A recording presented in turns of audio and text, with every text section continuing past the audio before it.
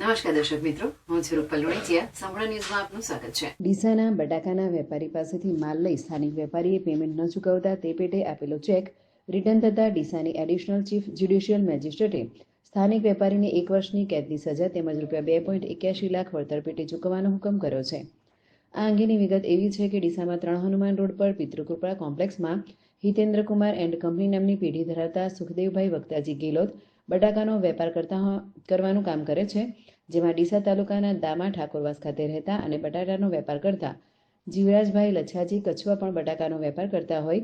વર્ષ 2020માં તેમણે 2 વખત મળી ₹2,81,600ના બટાકા ખરીદ્યા હતા. તે પેટે તેમણે ડીસા નાગરિક બેંકનો ચેક મોકલ્યો હતો. સદર ચેક સુખદેવભાઈને ખાતામાં ભરતા જીવરાજભાઈના ખાતામાં બેલેન્સ ન હોય પરત કરી દેવાયો હતો, જેથી જીવરાજભાઈને નોટિસ આપવામાં આવતા તે પણ સ્વીકારી નહોતી, જેથી તેઓએ ડીસા કોર્ટમાં ચેક રિટર્ન અંગેનો કેસ દાખલ કર્યો હતો. જે કેસ ચાલી જતા ડીસા કોર્ટના additional chief judicial magistrate YN પટેલે ફરિયાદી પક્ષના વકીલ કૈલાશભાઈ ગેહલોતની દલીલોને ગ્રાહ્ય રાખી હતી.